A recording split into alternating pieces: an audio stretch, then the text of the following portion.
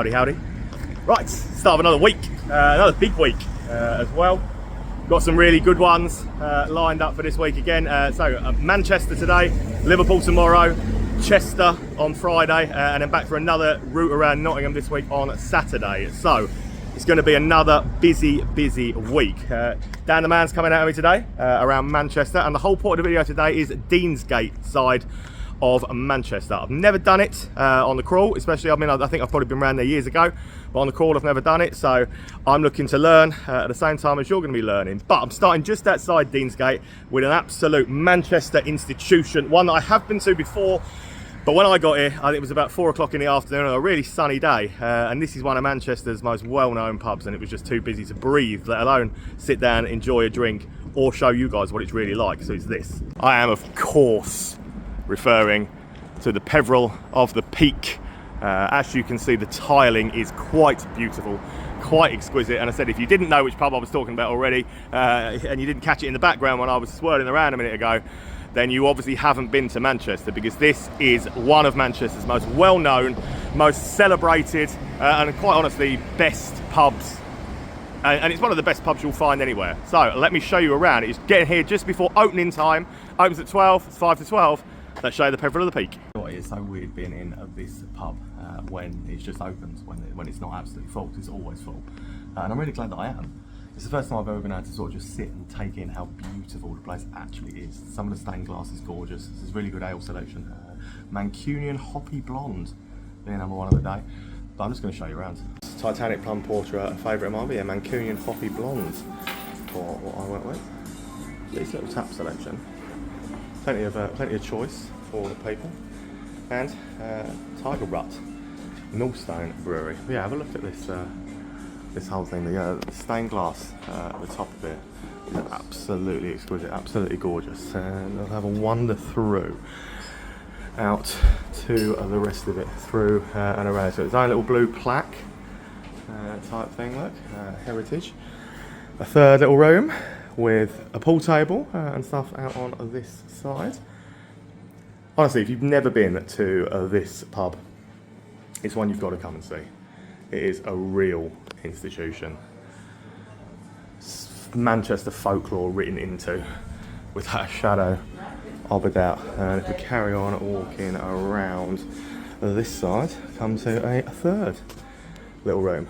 Pretty cool little room. Lovely old fireplace. It's just beautiful. The whole place is beautiful.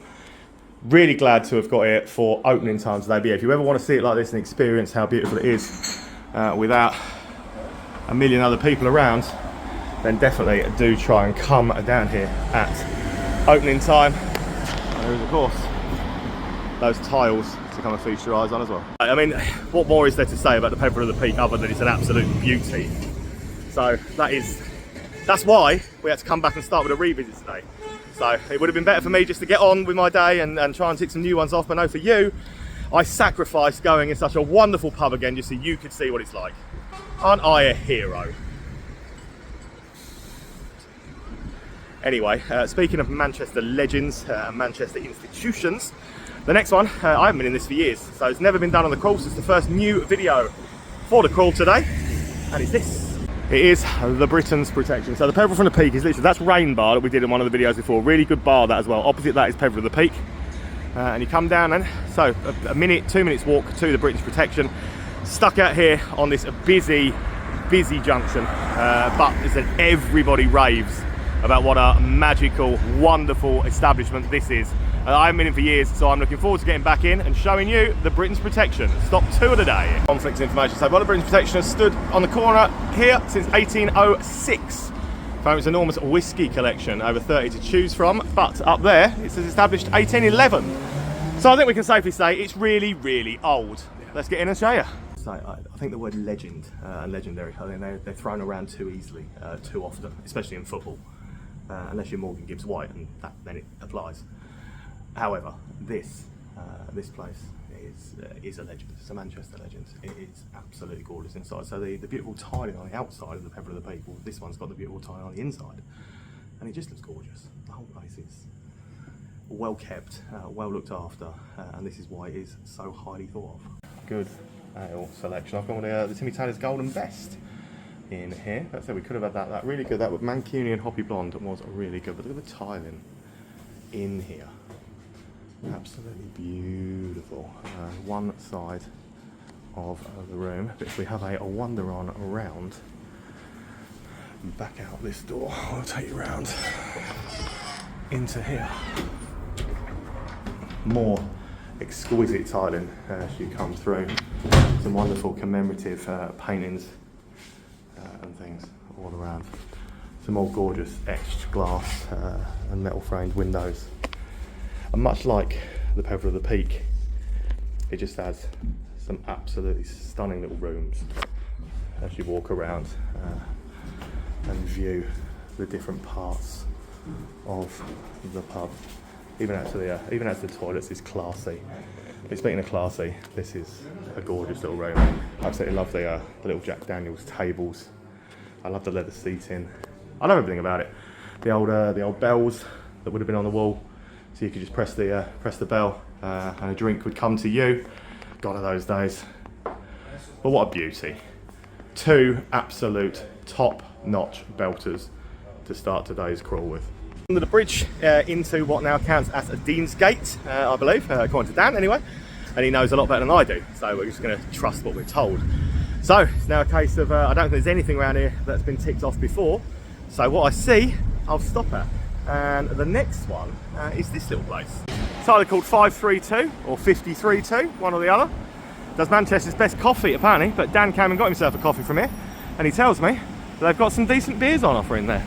So let's get in and see what they have. This is the sort of place I would have bowled straight past had it not been for Dan, so you can thank Dan for this one. I would have bowled straight past and think it was just a coffee house, something like that. But it's actually a really cool little bar in itself. Riverside Brewing, that's the, no, Brightside Brewing, it's Brightside Brewing. I know nothing about what I'm talking about. Brightside Brewing is the company. So yeah, same one from the first beer of the day. This is their IPA off a keg. And yeah, equally as impressed by that. It's a pretty cool looking place, this. 53-2 is what it's called, that's what I've got. The Brightside IPA. As you can see, yeah, it is a legitimate bar, pub, as well as being a coffee house. So I don't drink coffee or really eat cake. But this is definitely worth stopping in for. The Brightside Brewing Company's beers are actually pretty impressive. And it is a nice looking little place. We'll stop off. Right, carry on further along that road, then hang a left, come down to Trafford Street, and you'll find this, the Deansgate. It's Green King. It's a nice looking Green King boozer though. Again, love the look on the front of it.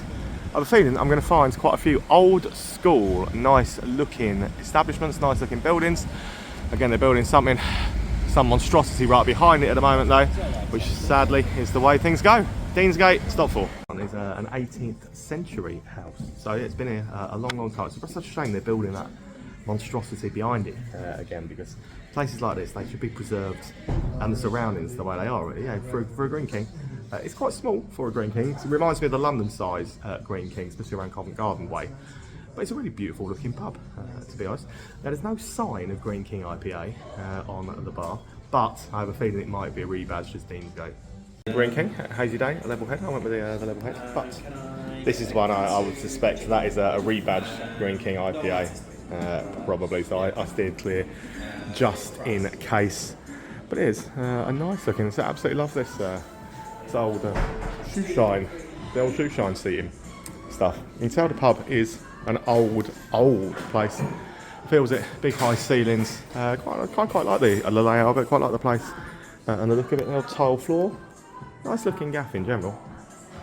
But yeah, small-ish for a Green King up here. You know how I just love to just sort of walk around and just wander, don't I? So, 100 yards further down, go back up on yourself, and then back on the straight that I was on earlier, Liverpool Road. Then you come to this. Cask, or Cask as I would say, being from down south, but I know a lot of you get upset with me when I pronounce things my way, so we'll say it's Cask.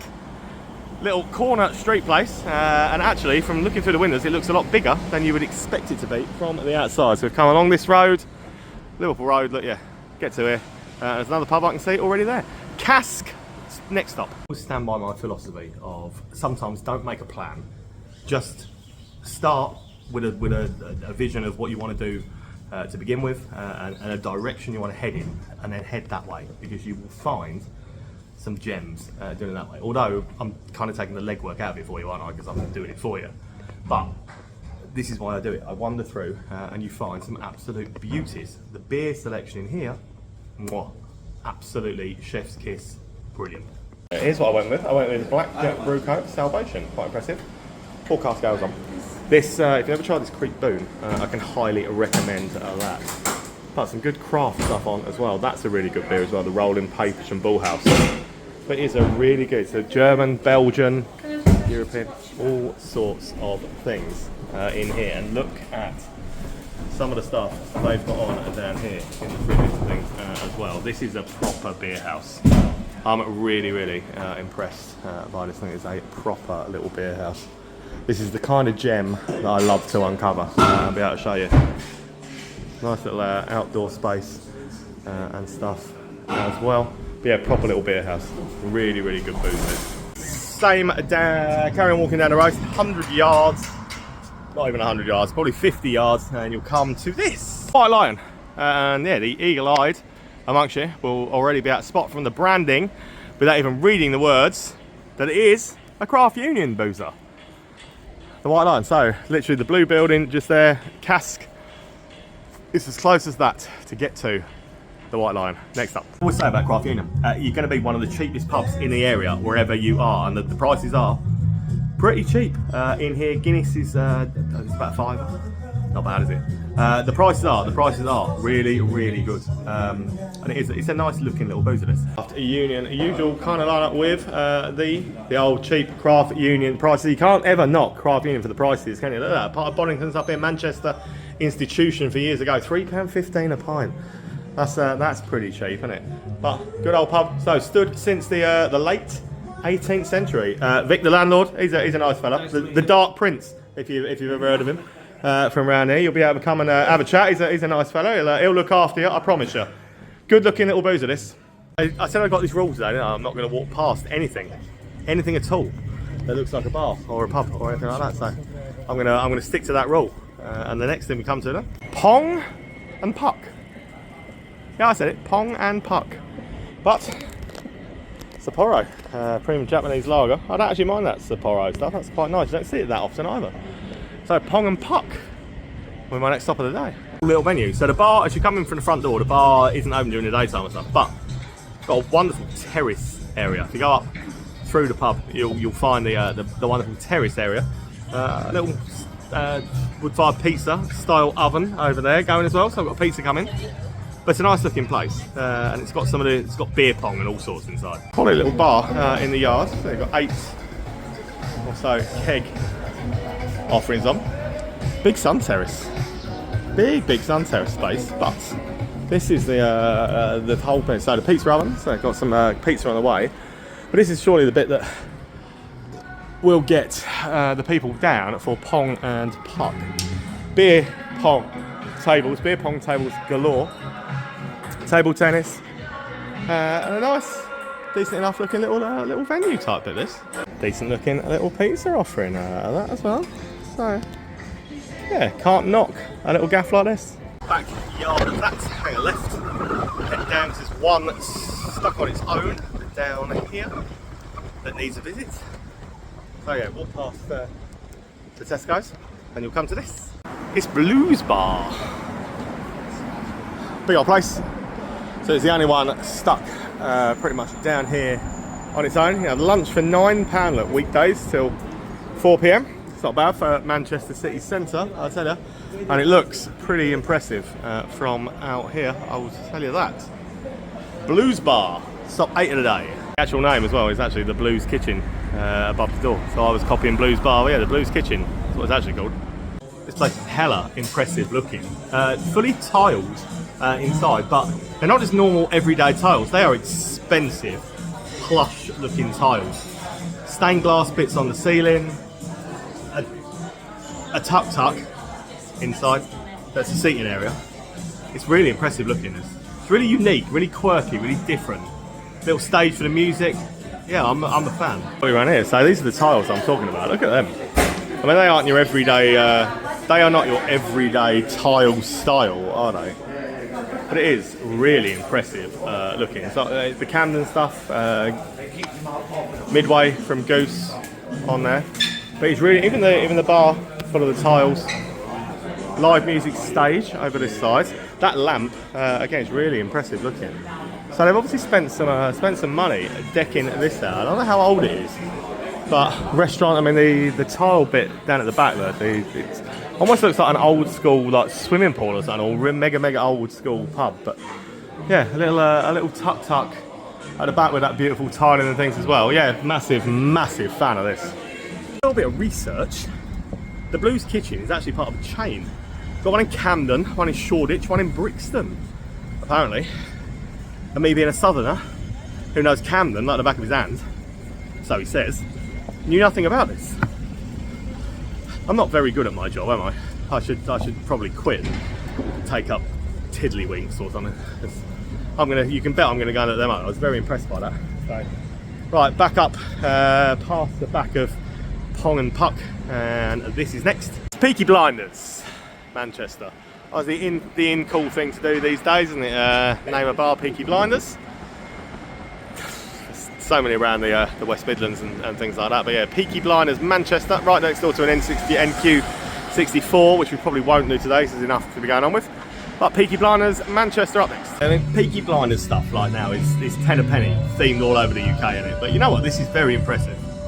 Of all the Peaky Blinders themed things I've been in, I mean, a few bars called the Garrison, a few Peaky Blinders things that they're called. This might very well be the most impressive one I've been in. This is why. This is why. Look at it. So a little live music stage. So live music goes on up there.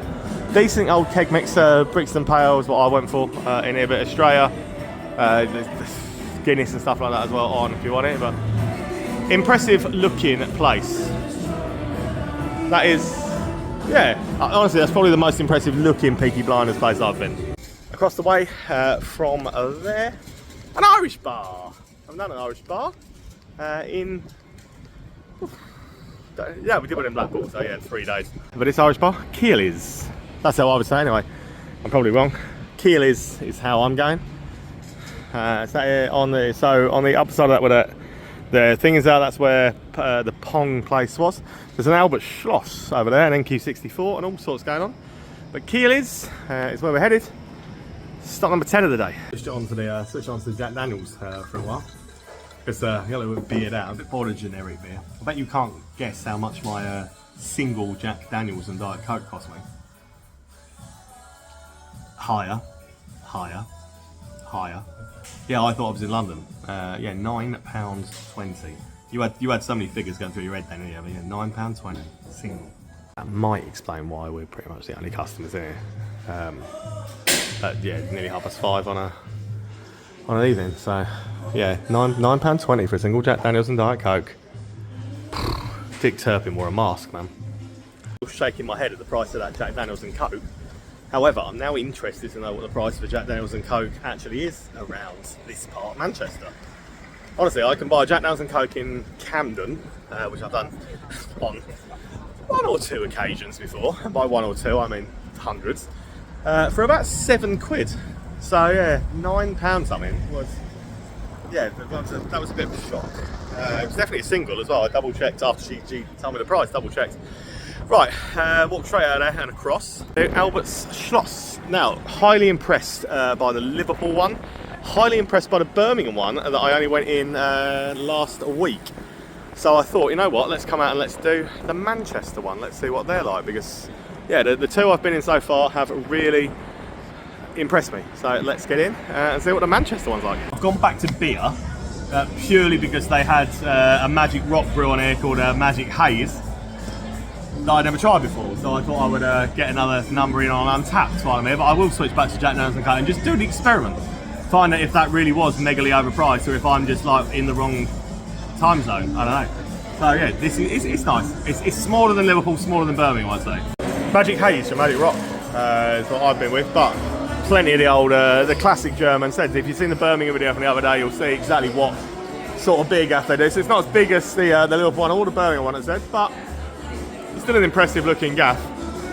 I do like these. That's a chain. I hope that Nottingham gets one soon, so I can enjoy one closer to home. Albert's Schloss. Carrying on the game of not walking past pubs or bars or anything else, so don't hate me, don't moan. At the end of the day, they all need doing. When we do it, at least I know there'll be a decent beer. Brewdog. So yeah, don't moan. Like, they all need doing. I don't mind a Brewdog, I really don't. So it's just after work, so I'm kind of at 6 o'clock time now, so yeah, getting busy. Brewdog, next stop. It's pretty small for a Brewdog, so, but I've just, the revelation, I'm shaking my head at. Like, Dan has never been in a Brewdog. Sorry, I didn't know. No, don't be sorry. Like, most people will probably congratulate you, pat you on the back for never been in a Brewdog before. So, never been in a Brewdog before, isn't it? Weird, don't it? Yeah, Yeah. I don't get the point. It's very small. He doesn't get it. He doesn't get it. And you know what? I mean, this is a very small one, so a very limited amount of beers on compared to usual. But yeah, Brewdog's Brewdog, isn't it? Brewdog. Head slightly back on yourself towards Albert's Schloss. There's a little alleyway called Maron the Place. Walk down that, as you come out in that, hang a left, and you'll find this little backstreet boozer here, which is Sir Ralph Abocrombi Traditional Inn. So literally stuck down here where it is, in amongst all of this building work. So it's shut off at that end, shut off at that road.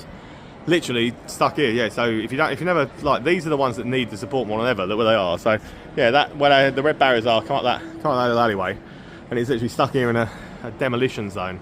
So Ralph Abocrombi. As I said, this is tucked away where you would probably never be able to find it. Especially with all the works and stuff going on around here. But it's well worth seeking out. It's actually a really lovely little pub. It's got a couple of ales on. Bradfield Brewery, Farmer's Blonde.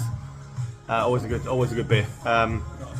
It's a real shame that this is tucked where it is. Definitely come and seek it out. I have a photo of when Ed Sheeran was playing guitar in here and sat with Wayne Rooney. So they have had some famous visitors. Aside from that, it's actually a nice looking little boozer. I'll have a wander around. So I went with Bradfield's Farmer's Blonde. But it is a decent little space. It's a nice looking little pub. Really is a nice looking little pub. Definitely deserves to be busier right now than it is. So that roadworks and stuff outside is definitely not helping. But come and check this out, 'cause it is a lovely looking little place. And Eric Cantona signed shirt on the wall as well. It's a shame that all this chaos with the building work is causing. It's definitely causing that to not be as busy as it should be, and these side streets in general to not be as busy. So we should be walking we had to walk all the way round onto the next road to get to the one behind. This one was recommended, highly shared out. That's been an absolute beauty. It's the old Nags Head, but once again, it's sat on the other side. So literally on the other side of all this building work is where we were, and the old Nags Head. We've had to it's easy to walk around. So if you are here when the building work's still going on, you'll be able to find it easily. But the old Nags Head up next. Looking forward to this one. It looks lovely from the outside. Let's hope it's got some custom. We're pretty close to Stretford, but this is a Man United pub through and through. A dedicated ceiling, walls, everything dedicated to Man United legends, and all of that. But the good news is there are customers in here. It's busier, despite all the building work. It is busier. Beer-wise, got a couple of ales and stuff on as well. It's just a nice pub. So, as we got on beer-wise on this side, so some cake stuff. But the Man United theme, so it continues up across the ceilings, the walls, and everything as you would expect it to, being this close to Stretford. And it is a gorgeous old boozer in general. I get the feeling George Best may well have frequented this one, judging by the amount of George Best memorabilia and stuff on the walls that there actually is. But if you want a cask ale, you can also get a few cask ales there. One from Robinson's, Timmy Taylor's Landlord, always a good one. And Atlantic Peil after casks. And the pub just goes on and on and on. It's beautiful. The pub is beautiful. And if you're a Man United fan and you've never been in here, then I would suggest you come and take a look at this one, because it's like a shrine that you will definitely appreciate. Right, come out the back door of the Nags Head, and you'll be in the next little side street behind.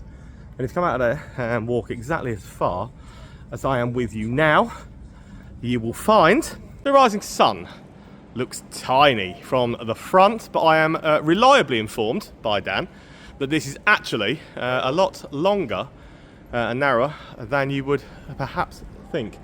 So the old Nags Head, if you come out the other side to where we were, you will come onto this side street, you will find the rising sun. And yeah, I know what, I'm loving these little back street boozers.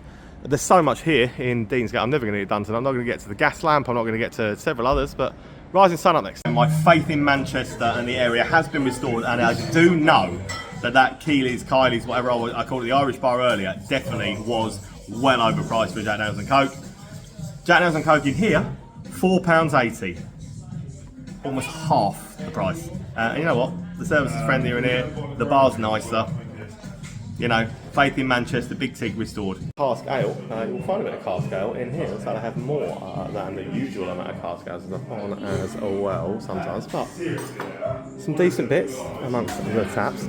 Longer than you would expect from seeing the back, isn't it? It's a gorgeous pub. But yeah, it actually is a lot bigger than I first anticipated it actually being, and I'm very impressed by the whole look of the place. I think it's great. These are the gems. These are the ones. Come seek out the side street, back street boozers, because they're always my favourite ones of the day. I said this is not a part of Manchester I wandered through, but why? Honestly, right, we've got Big Ben in London. What we got this for? What Little Ben for, eh? What, honestly, why can't we just have anything without Manchester Cop in it? Little Ben.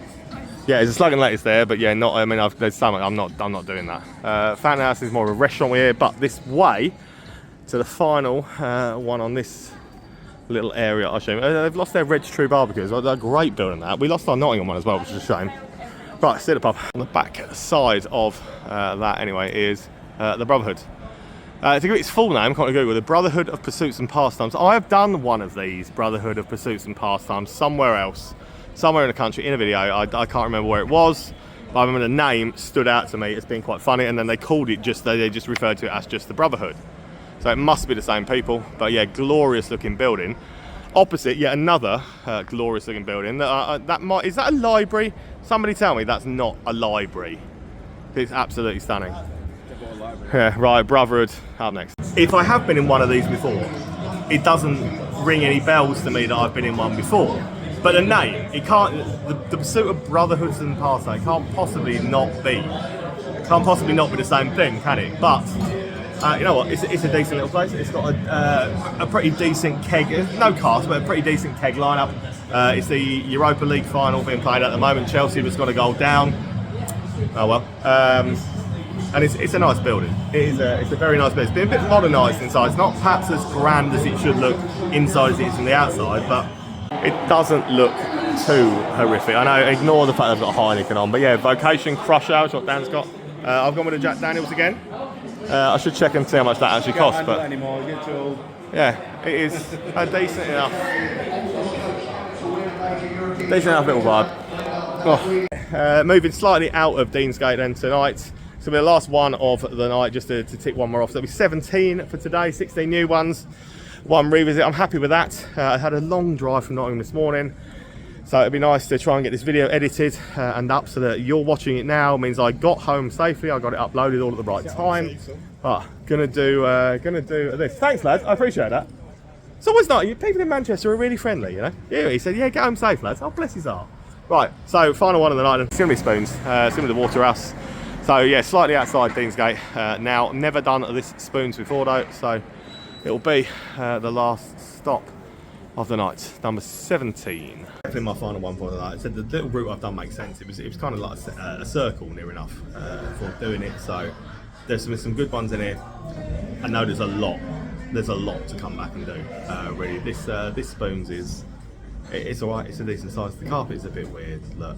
So I think that belongs in more of like a child's playroom than it does in a pub. But there are some decent guest nails on. Yep. It's got a fair size, it's got loads of different rooms. So it is. If you want some guest nails though, these are not bad options. I won't be that. The Hunt again from Brightside Brewing, so third one of their beers today. Decent size spoons, not bad place to be polishing off the finale for tonight. But yeah, there's so much more to come back and do around here, that I will be back in a few weeks to do. Yeah, good day, to be fair. I've seen some beauties, found some gems on those side streets. So I'm back in Manchester in about 3 weeks, three and a half weeks, where I will come back to Deansgate and continue working my way from the top of that back round to the northern quarter where I did a few weeks ago. So yeah, getting through them. But cheers Manchester, it's been a blast. See you in Liverpool.